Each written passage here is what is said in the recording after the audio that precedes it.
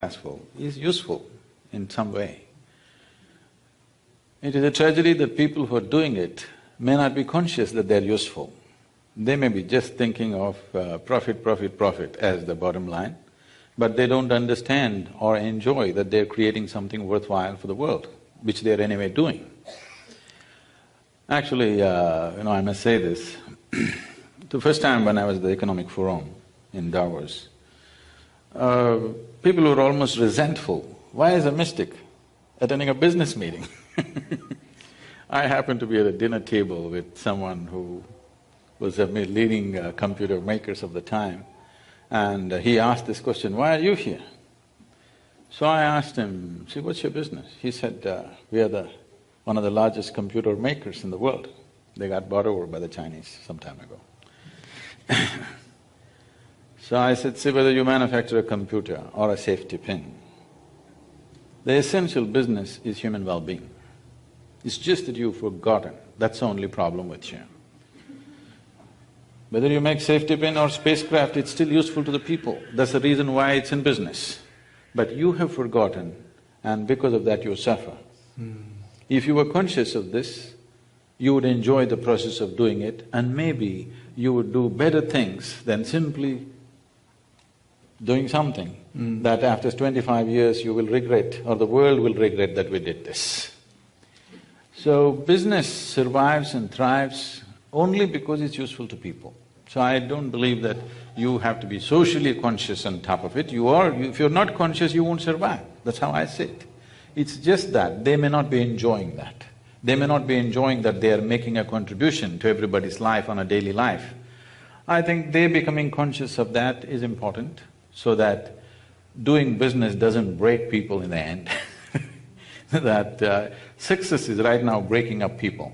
I see successful people carrying a lot more miserable faces than not-so-successful people. You will see not-so-successful people walking the beach and they're much happier. The very successful people are carrying stiff, rigid, long faces, and that's a wrong message, because success is the sweetest thing on the planet. In human life, success is important. Right now, successful people are sending out a message that success is suffering, and that's bad. When that happens, the younger people will think, what is the point pursuing this? Smoking pot on the street side is better than being successful, at least we are happy. This philosophy will evolve. Once we have suffered this 40 years ago, we will again come to this if we do not send out the message that success is sweet and wonderful. And that will happen if they become conscious of the contributions that they're making. Do you think… for me, success though, how it's defined, you're defining it as being happy, and that it's enjoying it, that it's having pleasure from doing what you do initially, not because of the actual outcome. But it seems to me, and I agree with you about the long faces, that's for sure, but also it seems to me that we're in a world where business has gone right off around the bend. Business is basically destroying its host and rationalizing it and calling it lots of things and justifying it, and maybe paying great returns to their shareholders or the investors. But in fact, most commerce today is destroying the earth, and not by intention necessarily, but by fact. And it seems to me when we're talking about social conscious business, we're talking to a new generation of people, especially around here, but everywhere, who in fact see that. And then I know for myself, when I went into business, actually everyone disapproved. All my peers disapproved. I grew up in Berkeley, the only one of two communist towns in the United States at that time. And when I went into business, it was as if I had, joined the Nazi Party. It was so disapproved, and I lost a lot of friends because they said, well, that's the enemy. And when I wrote Ecology of Commerce, the same thing happened. My environmentalist friend said, how could you put those two words together, So I think what we now have is a generation that doesn't make that distinction, doesn't make that separation.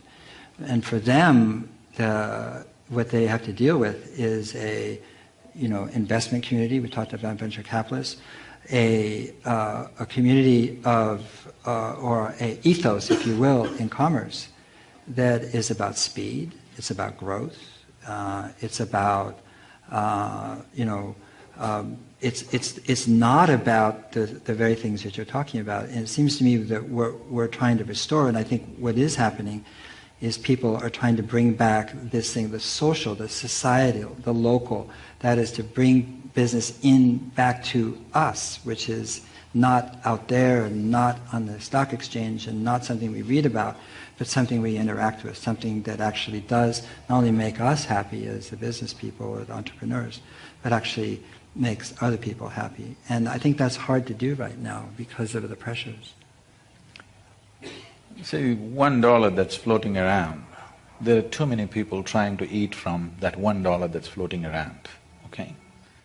So when you say venture capitalists, there are so many people who are trying to draw sustenance from the same dollar which is making the rounds.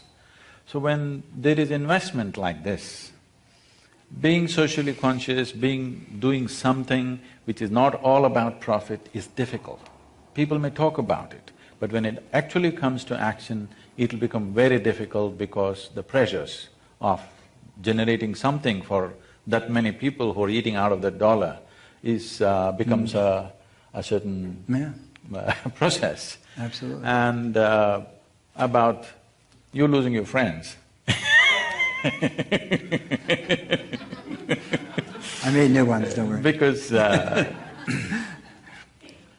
when you talk about an idea, which is a fantastic idea, but they may lose their money, you will lose friends. It may be a great idea, long term, but today they're going to lose their dollar, you will lose friends. And for this to happen successfully, all these long-term ideas, it needs a certain level of administrative or governmental support. It cannot be done by active money which has to earn today to pay somebody tomorrow. That money cannot do this work. Right now, all this is trying to be done by private investors, and private investment is on a fast track. It has to generate money, you can't keep it 10 years investment or 15 years investment of a payback schedule. It has to pay back in the 3 months or 6 months or 1 year. This is not just the investor's hurry because the money comes from elsewhere. Who is in a hurry? And there are too many people on the way who are in a rush. So, if these long-term ideas, which are truly wonderful for the world, have to happen, the government needs to invest in that, otherwise it's never going to happen. It's only going to be a talk because private money cannot do that long-term. Private money will not go, it can't span itself that distance. We have some wonderful institutions here, the Rudolf Steiner Foundation, RSF, and then Woody Tash Slow Money. We have actually now people and organizations really coalescing around this idea of the speed of money, that is, slowing it down and extending the timelines in which money is supposed to have a return on capital. EcoTrust in Portland is doing forest trusts, essentially, that pay a modest, return, but they actually restore forest land. And now they're wanting to do that with farmland, that is to say, buy farmland that's been really mistreated and then buy it, restore it to organic, restore its biological qualities, and then I don't know how that's going to work with farmers, but nevertheless, this is a movement that's very strongly emerging, and I think people really understand that money needs to slow down. I was at a wonderful conference a few weeks ago, 3 weeks ago. I don't know if Lisa Gansky is here, but she put it on called MESH, and it was about the sharing economy and peer-to-peer and sharing. It was a fantastic conference, and one of the data points that really struck me was the one between Airbnb and Intercontinental Hotels. Intercontinental Hotels today is the largest hotel chain in the world. It has 650,000 beds, and Airbnb has 650,000 beds too, and they did it in 4 years, and with no capital for beds anyway. And but there's a paradox there, which is these new companies that are rising here, these sharing-based or peer-to-peer-based companies, are being funded by venture capital. So there's still that tacit understanding that somehow there's going to be this 40% return year on year on the capital paid in. And what I see, and people show me their business plans and their spreadsheets, and they're really tortured in a sense to get them into shape to show this, kind of growth, and that growth we understand biologically as cancer and not development. And so in a sense we're funding, as you say, because of proxy money, and proxy money doesn't have an owner. It's what I'm saying about local again. It doesn't. Who owns that money? That money for the VC might have come from a university. Well, where did that money come from? That came from alumni donors. And so the incentives that VCs have is really perverse, because it is about, turning that money over quickly in order for them to be personally compensated and benefit. And so we look at the successes of VC money in the Googles and the Facebooks, etc., and we overlook, in fact, that is not a way. I don't think it's a way to fund the future. I think it's a way to destroy the future. If the speed of the money has to slow down, in many ways our lifestyles have to change. The pressure of lifestyle is transmitting or transforming itself into demand and the speed of money. Just slowing down the speed of money, and if our lifestyles are at a certain pace, and naturally the pressures build up. So this is something that we have to bring into the society and the consciousness of the people, that there is a better way to live without necessarily escalating our lifestyle. If this has to happen right now, we are in pursuit of happiness. It is also written into the Constitution that you have a right to pursue your happiness. It needs to be understood that all human experience is generated from within, whether it's misery or happiness or joy or whatever else. Everything is generated from within. We are not at all investing in that dimension. If you sit here and you are happy by your own nature, suddenly you will notice that your activity is no more compulsive. There is no such thing as you have to do this or you have to do that. You will do whatever is appropriate to the situations in which we exist. Right now people are in pursuit of happiness, and there is a certain compulsive activity. To fuel that compulsive activity, the money has to flow at a certain speed, and that speed is unrealistic. And something needs to be done about that, because we are always trying to transform situations in which we exist, not understanding situations are just a consequence of the kind of people that we are. We are never trying to transform the individual people. We are always trying to transform the situation. No, don't bother about the situation. Situation is just a product of the type of people that we are. If you transform the individual person, then the situation will naturally transform. But with the situation, you can just make a slogan and, network on the Facebook and forget about it. Individual transformation means it has to begin with you, and you have to work with people. It's a long haul. Well, I think one of the things that we're seeing though is this, and if you look at the past 40 years, right now there's fantastic evolution in terms of people's awareness of what does comprise, I think it's an awkward term, socially conscious business, but I'll use it. And one of those aspects is localization, and localization on every aspect. I mean, not just food networks and local stores, but actually, money has to be localized. Because everything in business is really about relationships, again, social relationships. And the relationships have to be enduring and not based on money themselves. If it's based on money, it's not really a relationship, it's a transaction. And so money has to be localized, but it's not just money, energy has to be localized. We can't buy our solar panels from China, I'm sorry, it won't work. We buy oil from Saudi Arabia and our solar from China, what's changed? Nothing. And so what I feel is happening, and certainly the Bay Area is a hotbed of that, is this sense of transforming the cities, transforming neighborhoods, transforming the relationships people have, not in a sense looking for scale and rapid growth as a means to measure success, but looking at small artisanal food producers and restaurants, and now the maker revolution in San Francisco, where people are coming back to the city to actually make things that were made overseas, in fact. So you're seeing this really rapid prototypical change occurring in cities all over the world, and especially here and along the coast. And I think it's really the harbinger of sort of a new city-state mentality, where the hub isn't going to be New York and London and money center banks, but the hub is going to be the culture of cities that have this increasing vibrancy. Some of San Francisco's vibrancy is paid for because there's so much money here. But, I mean, and there is. This is the richest place in the world now, from here south to San Jose. You are living in the richest place in the world. The only place that's richer is Mayfair, but that's because the Russian oligarchs and people live there, but it's not really that. This is it. You're in it. And so, despite that, what I feel is a kind of authenticity growing up and developing and evolving. I see it through SVN and so many other organizations of people realizing that they have to, in a sense, and I use a quote from my colleague Amanda Ravenhill, but people have to hold hands and collaborate. And it's different than being the entrepreneurial hero, the Promethean, over the top, I'm going to make it.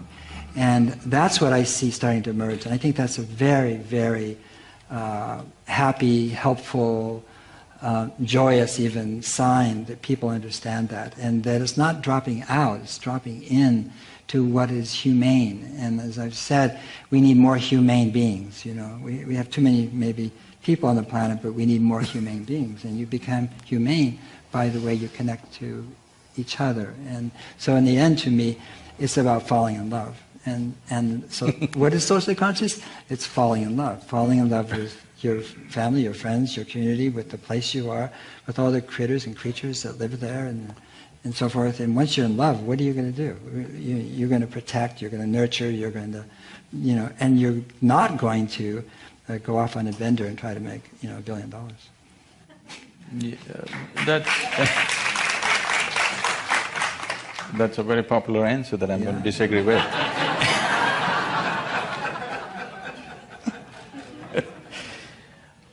Definitely you must fall in love, no question about it, because this is not for economic reasons, it's for the sweetness of your own life. You must fall in love. But with the Facebook and other things, why can't you fall in love with somebody in China or in Timbuktu? Why it has to be local? I feel localization of money would create a small oasis here and there, it'll never bring well-being to the larger world. If human beings have to get localized, right now I drove from San Jose and I started 2 hours early just to make sure that I'm here on time. And what I see is thousands of cars are moving this way and thousands of cars are moving that way. So people who are here are working there, people who are there are working here. And all we are thinking of is… I was driving in a Tesla, okay? All we are thinking of is producing a car which consumes less energy. We are never thinking of, why is it people who are here are working there, people who are there are working here? Why are they going in opposite directions every day? And either they can move to the right place and create those kind of cities where people can walk to their work or cycle to their work, or people can work from their home. There's enough technology today that it is not necessary for everybody to go to work. Different kinds of modules can be created where you want to go somewhere, please go, drive. But you want to go to your work, which is an everyday thing. It is not necessary to be traveling 2 hours to work and 2 hours back. And you will see people are driving in opposite directions. They're not going… If the whole traffic in the morning is going one way and in the evening another way, understandable. That's bad, but understandable. Now half the population is going this way, other half of the population is going that way, it doesn't make any sense to me. Localization localization should be of the people. Money you must internationalize. If you ask me, at some point we must aim at a common currency for the whole world. Right now, because of the economic disparities, it may not be possible. At some point, there must be an international currency which just sells everywhere. And localizing currency, localizing money transactions, is a very romantic idea. It's very nice. Like there was an organization called Be the Change, and they invited me to speak in this place in London, and some 3,000 people from across the planet. And they were talking about how they want to take the world back to barter system, that all this currency, this financial markets, it's all fake. It is fake, no question about that, but it is serving a purpose right now.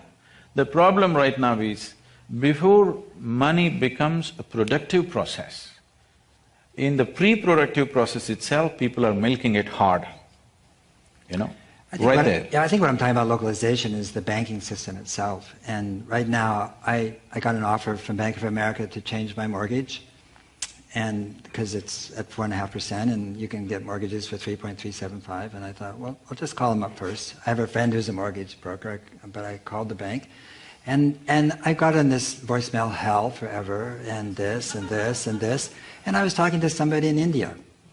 So when I'm talking about, and hello, yes, can I help you? And then what's your name? And then what's your social again? And over and over and over again. And then, well, what rate would you like? And I said, I asked you, I'm calling to see what you're offering, not what rate I would like. I'm not bargaining. To me, this is the idiocy of the system we have today. I'm sorry. And that is, when you have a local bank, it doesn't mean it's local currency. It means that the currency, it's our currency. We're lending to each other. There's trust. And the basis of a healthy economic system is trust.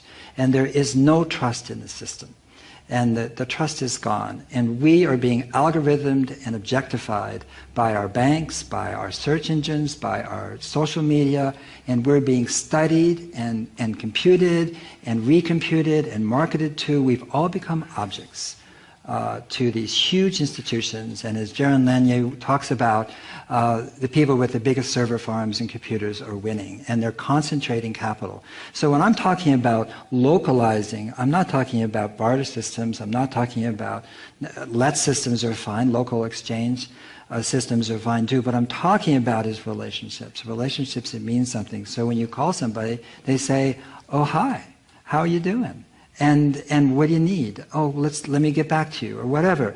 I'm talking about a world that makes sense to us. And I'm just saying, as it's scaling, the financial system is making us, sort of into, again, it's objectifying us, and it's making us into aliens, all of us, to a system that doesn't serve us. It's serving them, not us. And I think Lanier is very, very, very clear about this, when the 1% has more money than the middle class, democracy is dead. Because it's the middle class that is the fundamental core of democracy. And when the 1% has all the resources, or most of the resources, you can kiss goodbye to politics, to policy, to decency, to regulations, and governments making investments in those things that count, because the investments are going to go to concentrated capital. See, when we coined the word capitalism, that word came in because the access to capital was limited to a very small number of people. What you're saying is very true, that 1% has more money than what rest of the whole population has, that's a fact. But what we also need to acknowledge is, wealth is more distributed today than ever before in the history of humanity. That's a fact too. So we're in a process, and about Beijing or Bangalore being local is happening, it's not yet happened. Right now, talking to somebody in Bangalore, you're feeling like, oh, somebody who doesn't know me is talking. But that will change too. You will feel Bangalore is a local place after some time. It is still new. It is still new happening. There are people who are falling in love halfway across the world right now because of their Facebook or whatever, okay? But he was embarrassed to tell me what time it was. It was 4 a.m. Nothing wrong with 4 a.m., please. Not if you're meditating, but if you're talking about mortgages. What I'm saying is, we have been used to certain things, but those things will change. As technology grows, I think a point will come, we don't know how far it is, a point will come where national boundaries won't mean anything. Because we are able to freely… If one person was not there, if Osama bin Laden was not there on this planet, if he did not exist, by now I think lot more transparency would have happened with technology. Right now we are using technology to wall us out, wall ourselves out. But we would have used technology to bring down all the walls if that one incident has not happened 10 years ago. That's how I see it. If the thing has not happened, we would have used technology to make the national borders porous. Right now we are using technology to make it impregnable. I think that is a one-time incident that need not repeat itself. We will get over that after some time. Right now everything is kind of framed around that one incident. I think At some point we have to get over that. Yeah, I don't think anybody here, especially this room in the city, is arguing against internationalization or the fluidity with which we can have friends all over the world, and I do, and because of social media, and it's fantastic, no question about it. But I still think that when we're talking about economics, we're talking about socially conscious business, and we have to think about, I think, in biological metaphors. And when you have a healthy watershed, it absorbs water very quickly, and then releases it slowly. And it releases it slowly into streams and rivulets and finally rivers. And water is life, and there's no water, there's no life, virtually. So when you're talking about an economic watershed, it also absorbs money quickly and releases it slowly into its, canyons and into its riparian corridors of people and neighborhoods. And right now, what you have is the opposite situation being created. If you shop at a big box retailer, that money is in London that night. It's gone. It's not in this community at all. And only a very small amount of that money comes back. And so what I think we're seeing with what's being created and is really quite astonishing given the inertia and the momentum of the existing system that is almost overwhelming, is people trying to reconstruct what it means to have as I said, a humane and healthy society. And that involves transactions that are meaningful every step of the way. And it does not mean that money, when you spend it, is in London in somebody else's hands.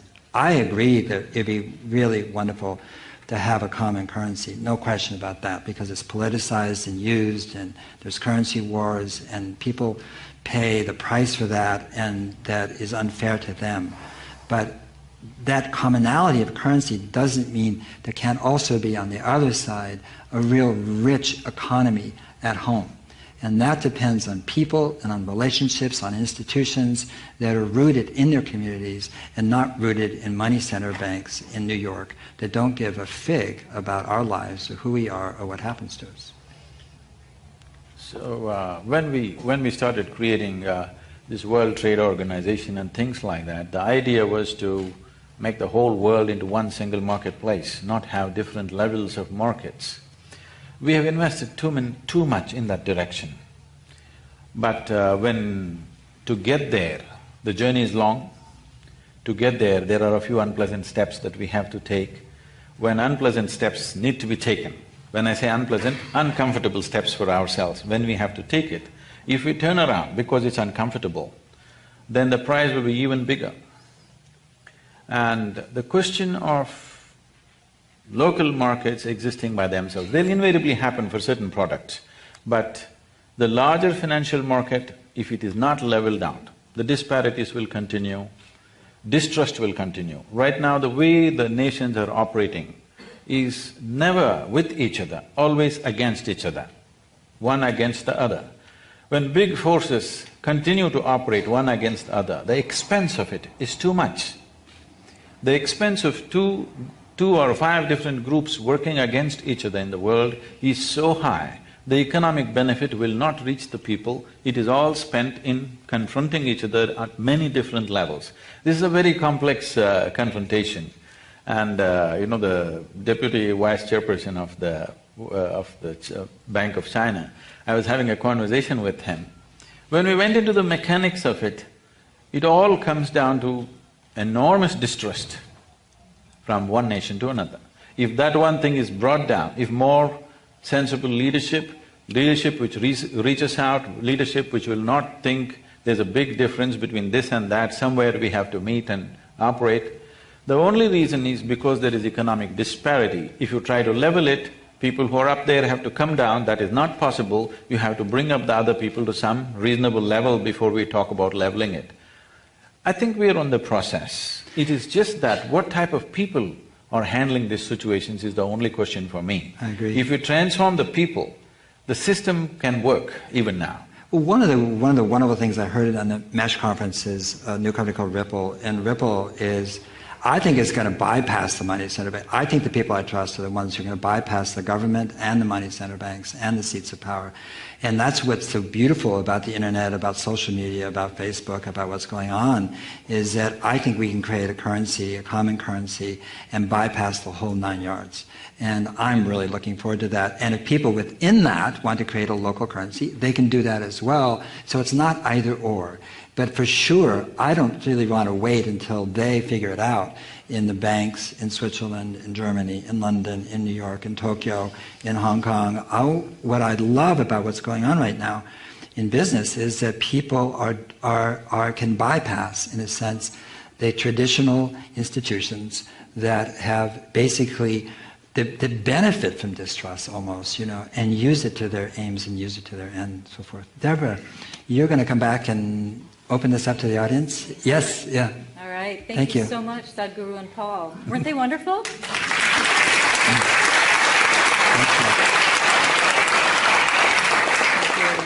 As a reminder to our radio audience, this program is presented by the Commonwealth Club's Inforum, Connect Your Intellect. For more information about Inforum and its upcoming events, please visit facebook.com/InforumSF or follow us on Twitter at InforumSF. Tonight we're hosting Sadhguru and Paul Hawken as they talk about socially conscious business. Sadhguru is a yogi and mystic and founder of Isha Foundation. For more information, please visit sadhguru.org. Paul Hawken is an environmentalist, entrepreneur, and author. You can find out more about Paul at paulhawken.com. And I'm Deb Nelson, Executive Director of Social Venture Network. We're at svn.org. So we're going to start our question and answer period in a couple of minutes. And I'll invite you all to line up behind the mic. Don't hurt each other as you're lining up. I'm going to ask you to please ask single questions. No multiple part questions, no pitches, no stories. If you give us a multiple part question or make a pitch, I'm going to have to throw this gavel at you. Those are the words, so don't make me do it. So here's a transition question as you all are lining up at the mic. Most people don't find their jobs fulfilling or meaningful. So what would you say to the person who can't quite align their values with their work and they're not running the company or organization that they're working for, and turning a company into a values-driven organization doesn't happen overnight? What advice would you have for that person? Well, the thing you'll notice is that the companies that really do make a difference, it's because the CEO really got it, and she or he really understands, and that's when you see change. It doesn't mean that the work that people have done when they're not aligned with the CEO, or the CEO is too busy or doesn't have the literacy required, can't make a difference. They do. My suggestion to them is really to approach it like they're learning. It's a very rich learning experience. In fact, there couldn't be a richer one than going into a dysfunctional company. I mean, and I'm serious. You learn so much, and really it's very valuable because you won't stay there that long, and you'll be able to apply extraordinary amounts of insight that you wouldn't get from working at Patagonia, which is really a functional company in my opinion. And so, but I remember once dealing with a big multinational chemical company that does GMOs, and I won't name who they are, and we did, our colleague and I set up a thing where we got all the scientists together to create this spaceship, and there was a competition between all the chemical engineers, and they had to create a spaceship that would leave and come back in 100 years. And it could be as big as they wanted, and it could receive light, but you couldn't throw anything away. And then they loved it, they're engineers, and they're competing, and then at the end they all voted on which spaceship they'd go on. And even though they were competing, they all voted for basically the one spaceship. And that spaceship didn't take videos and DVDs, it took artists and musicians and storytellers. It didn't take any products from that company, not one single product, pesticides, chemicals was taken because he said that would poison the environment. All the food was organically grown. They took weeds, which is their biggest selling product, to kill weeds. They took weeds because weeds help the subsoil and bring up minerals and make the soil healthy. And this is what everybody wanted to go on. And after that exercise, a whole bunch of them quit. So I think it's So I think if you're not happy, it's a fantastic thing. It means there's some deep impulse in you that's leading you to something that's going to be really helpful to the world. Sadhguru? So when it comes to individual fulfillment, as I said earlier, instead of being in pursuit of happiness, if your life has become an expression of your joy, you will always find a way to do something meaningful, wherever you may be, whatever your position may be. You may not be able to change the ways of a large corporation by yourself, but the little ecosystem around you, you can definitely change. But first thing, this must happen. You must understand this. The moment you're in pursuit of happiness, unknowingly you're working against so many things. So many things. Our pursuit of happiness has brought incalculable kind of misery to every other creature on this planet, but we are pursuing it sturdily and not getting there. We have pursued it very strong, using all the technology that we can put together in the last 100 years, but we are not any happier than people who lived here 100 years ago. So when we are not successful for 100 years, I believe it's time to stop and look back and see, why the hell are we going around without being successful about our goals? Because what needs to be done internally, we are trying to fix it externally. It's not going to work like that. Nobody is going to be fulfilled or happy because of things that are happening around them. That is only short term. You bring yourself to a certain level of joyfulness and fulfillment within you, then your activity is no more compulsive. Once it's not compulsive, you will do what's needed according to your intelligence and capability. Somebody else cannot fix this for you, because each person will act according to his own capacity to do things. Thank you. And now we're ready to open it up to questions from the audience, and remember, single-part questions. First question. It is so single-part, you'll be amazed. Sadhguru, question for you. You said we can't transform systems, we can't transform structures, we can transform people because systems and structures are a natural occurrence, they're the reflection of who we are. How do you see the most effective way of accelerating that process of transformation? To correct the question a bit, I did not say you cannot transform the system. You can transform the system much more easily than transforming people, but it is not the answer. You transform the system and populate the system with the same people, you will see it's the same thing again. You'll just… for a few days you think things have changed, after some time it's again the same thing because it's the same people. Transforming the people is a much longer haul. It is not one day slogan shouting, it's not one day's policy thing, it is something that we have to work with our children, on the street, in the office, everywhere we need to work. So what is one thing that can transform people? One fundamental mistake we're making right now with the people, handling of the people, is we given them this idea, if you fix the outside, everything is going to be okay. As already Paul said, you are living in the richest part of the world, but you are not the happiest lot on the planet, okay? That means it's not worked. You fix the outside, but the inside doesn't work like that. So bringing this as a culture, see today you have infrastructure for all kinds of things. You have industry, you have hospitals, you have this, you have that, there are more toilets than there are people, all these things are there, but there is no infrastructure to transform the inner nature of the human being at all.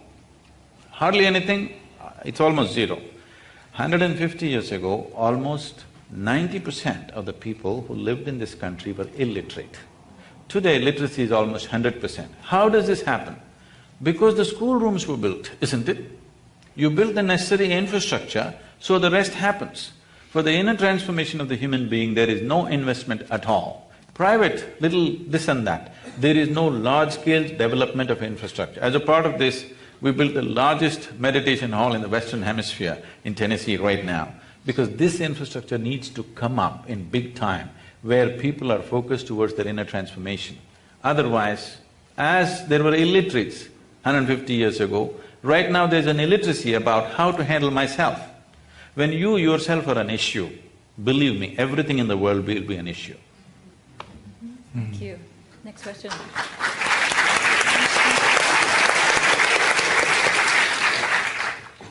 Thank you both. So much to think about.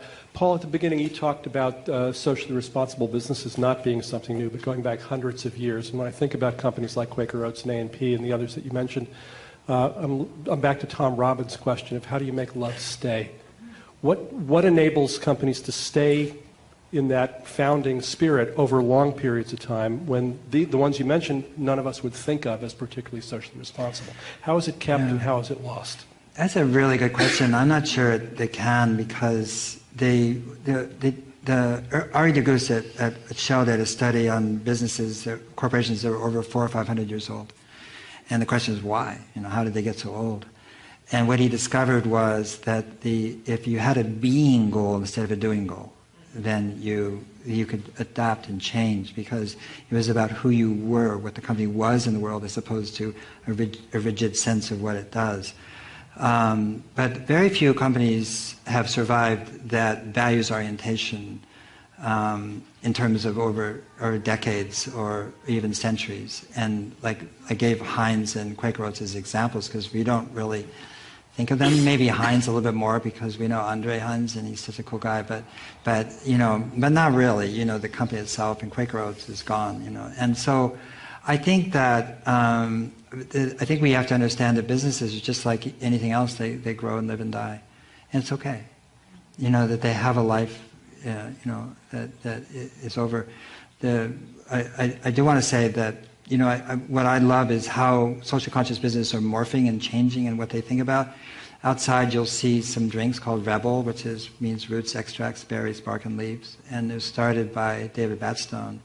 Not for Sale, which is really a business that's dedicated to sourcing and its ingredients from places where people were enslaved, and there's a lot of slaves right now in the world, and then selling them in a tonic that is actually good for you and has cat's claw and schisandra and ginseng and so forth in it, and the profits go to NFS, or at least some of the profits do, a lot of them.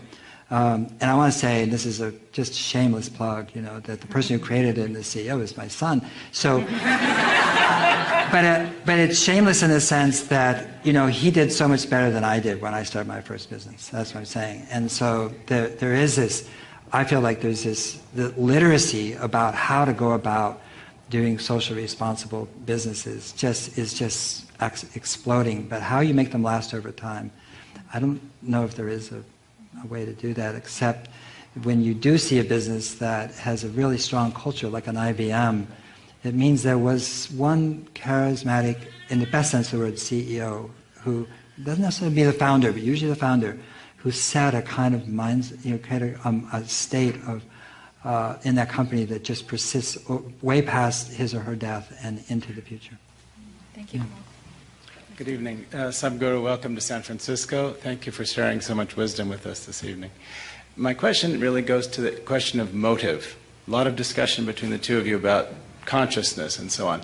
And I'd like to set up a purposely difficult choice between a company, say, started by people with bad motives, mean people, self-aggrandizing, selfish, just not nice people, that achieve a wonderful outcome, some product that say they solve cancer, and another business started by people with wonderful intentions, environmentally responsible, holistic, a little commune, it's wonderful, and they achieve no success at all. Which is a better outcome for the world?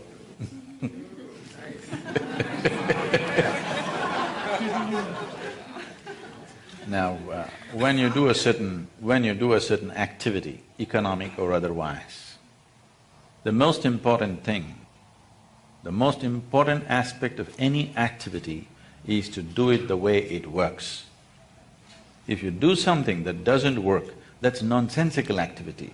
Romantic maybe, but nonsensical, because you're wasting the resource on the planet and your own life in the process. So, romanticism is fine, but when it comes to action, it has to work, otherwise what's the point? It's better not to work. If you want to do things which are wonderful, but does not really produce results for somebody else, come to me, I'll tell you, just close your eyes and sit joyfully. I'll see that you're fed, you just simply happily sit in one place That's great. You're doing a wonderful job. At least you're not a problem, you know. So, intentions are fine, but any activity, if you do it, it must produce results. Otherwise, there's no meaning to that activity. Thank you. I had another question, but that comment has me. And what if doing focused on results ends up being exploitative, ends up being oppressive, ends up being not in the, I mean, I'll think about the women who were working in Bangalore, all right? Bangladesh. This notion that is the assumption of gaining results efficiently, but the process, so that, I'm not asking a question. So what's our response to when the framing of results ends up in damaging and oppressing people? I would say the values that you have evolved with a certain level of economic well-being, please do not impose that on the rest of the world. Do you understand? Somewhere a child is working, somewhere a woman is sitting up in the night. Do not judge this. Either the choice is she sits up in the nights and works and sleeps in the morning and has her lunch and dinner, or she goes hungry. That's the choice she has. I prefer that she works in the night. I prefer a child, an 8-year-old child works rather than being on the street and malnourished and dying at 15, 20 years of age. I prefer he works. Unless you can really make the world in such a way that every child can go to school, everything can happen to everybody, till they reach such an economic status as a society, imposing your levels of values upon them is completely unfair and it's a misunderstood concept. I prefer the child eats and works, all right. It's exploitative, I know that, I'm completely against it within myself, but right now I'm okay with this, because at least he gets to eat. Next question. My question is for Sadhguru. Why is everybody shooting at me? Somebody get it. An easy one. So this is regarding the point that you made earlier about investments for conscious business should come more from government who have a longer-term vision than from venture capital who has a shorter-term vision. As an entrepreneur who's interested in doing a socially aware conscious business, where do I start? Because the government is not there yet and the venture capitalists don't have the long-term vision to fund an idea or organization that's going to take a longer period of time to produce results.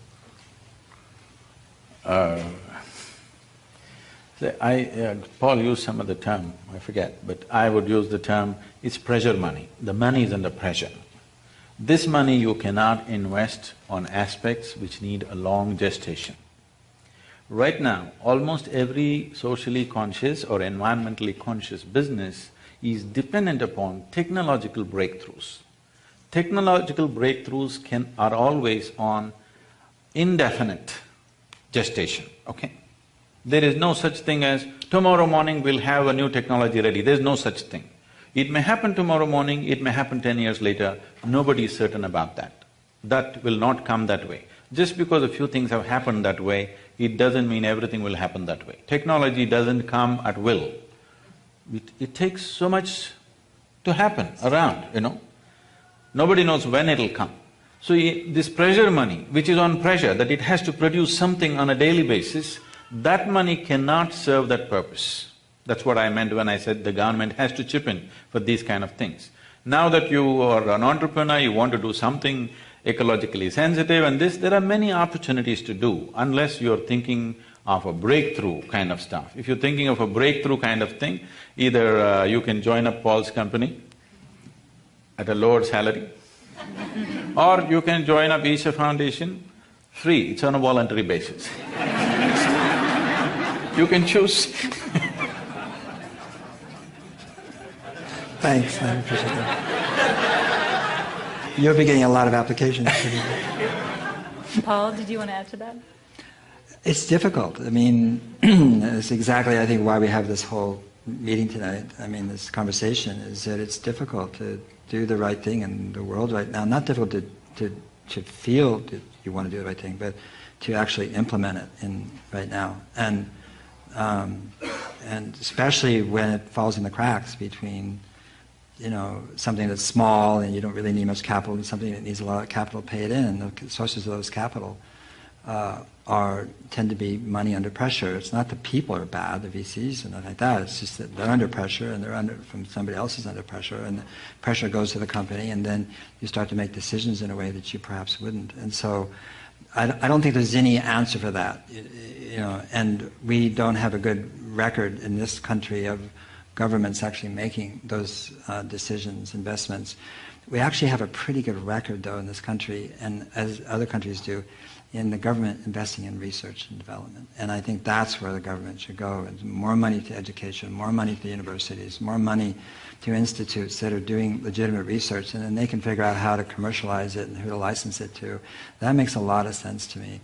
And I wish we weren't controlled by people who think government is bad in this country, or the Congress wasn't controlled that way. So we could start to invest in the future. And right now, basically, as I've said many times, we're basically, selling the future in the present and calling it GDP. And we're destroying our children's future and calling it, economic growth. And we could just as easily have an economic system which investments go to healing the future, to creating, natural capital, to restoring living systems, to restoring our forests and our river and our coral reefs and our oceans and our atmosphere and our children's education and so much more. And we can make money doing that way too. We can make money either way, and we're so stuck on this idea that somehow we've got to sell the future in the present, otherwise we won't get rich fast enough. And I somehow that has to really change, and I think it's only going to change by example. The small enterprise can run on pressure money, but the larger corporations and the government cannot run on pressure money. But right now, the government is running on pressure money, which is very unhealthy. Next question. Firstly, thank you, both of you. It was a really great discussion. I saw the topic, socially conscious business, and I was pretty much like how Sadhguruji talked about it. Every business is supposed to be socially conscious. So that's what I thought when I looked at the title. It was really useful, I should say, from my perspective, to see what's next in the socially conscious idea. So the question I have is pretty much for both of you. When I saw Paul talk about the objectification of a consumer, like when I, as a consumer, interact with the company, and then when I feel objectified, that's something that I don't want, right?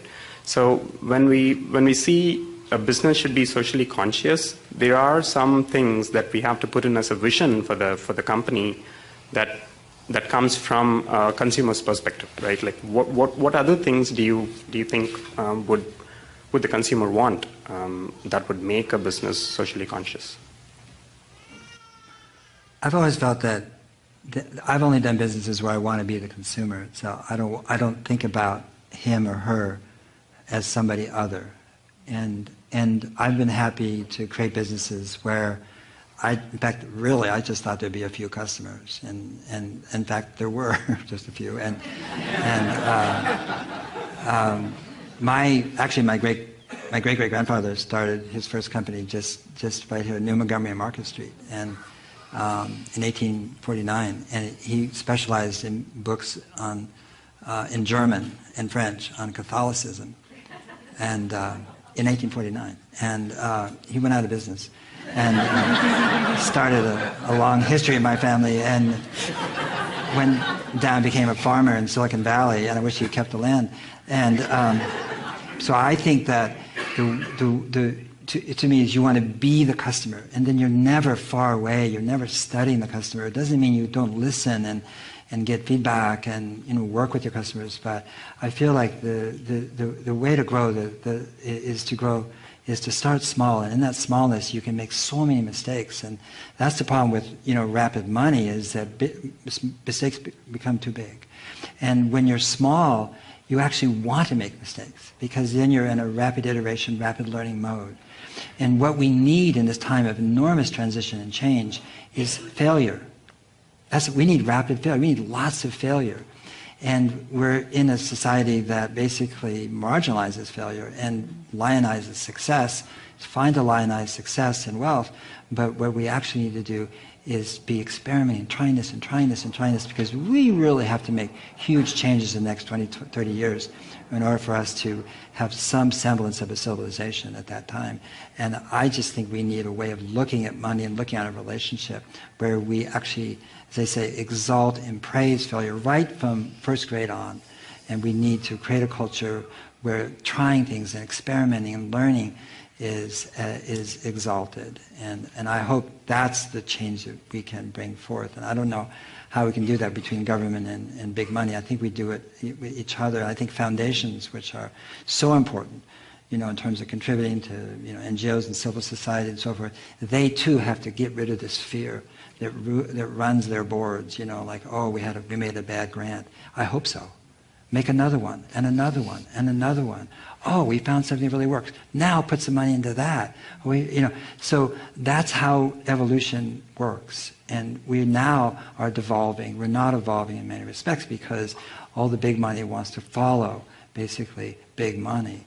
And that's fine, but we really need to follow the outside, the margins, those people who are basically creating things that will forevermore be on the margins, in the sense that they're not going to aggregate into something that's huge and big. And so, we know how to do that. That's the thing. And I think that the beautiful thing about what's happening right now is that the way I read things, and I try not to read the headlines too much, is that humanity knows what to do. We do know what to do. It's not like, oh, what to do, We know what to do. And we're not listening to ourselves so well. Amen. Thank you, Paul. Thank you. It's time for our final question, and it's an informed tradition to ask all of our speakers the same last question, and that is, what are your 60-second ideas to change the world? We should. No, after you. Okay. The world has never been the problem. It's the people who are the problem. So, individual people, to transform individual people, something needs to be done. But 7.2 billion people is too much. So first thing is, there must be something to transform the leadership on the planet, particularly the leading nations. Why I'm saying the leading nations is, for example, right now United States has become a leader in so many ways. When I say leader, don't think of just economic and military powers. If you wear only blue-colored clothing, everybody in the world is wearing only blue pants all over the world. If you wear a toned pant, everybody is wearing toned pant. If you have a drink with carbon dioxide in it, everybody is drinking carbon dioxide. Okay? So there is a leadership. So transforming this nation, I feel, is very key, and particularly the leadership. When I say transformation, it's not about fixing somebody. It is about, you must recognize this, whenever any one of you is very joyful, you are a wonderful human being. Whenever you are unhappy, miserable, frustrated, you could be a nasty human being. So bringing the leadership to a certain level of inner clarity and pleasantness within themselves is very, very important, because only when a human being is pleasant, he is not pressured to do things compulsively. Because once you're a leader, every thought, every emotion, every action that you perform is going to impact millions of people.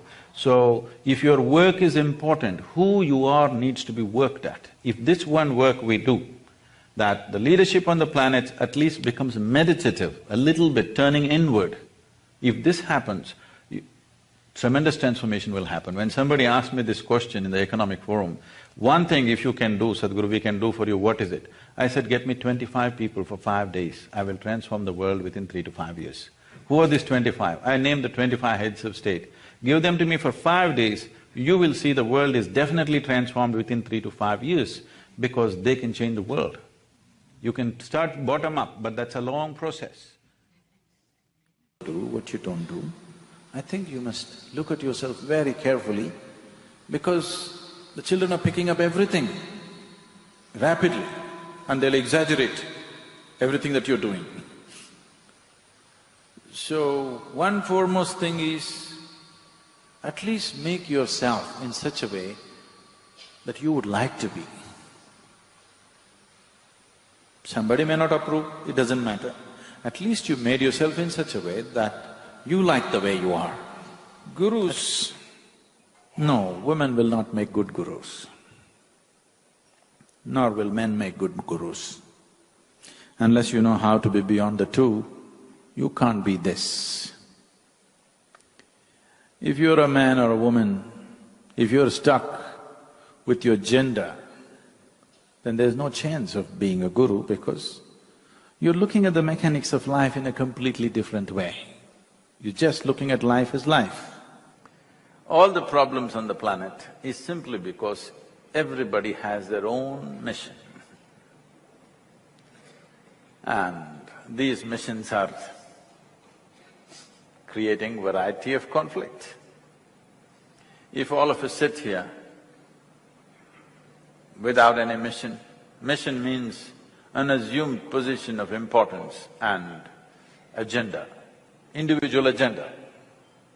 If all of us can sit here, what is a human being longing for? Every human being. All of you, wherever you are right now, you would like to be little more than what you're right now, isn't it so? Hello? Yes. If that little more happens, what? Little more? If that happens, what?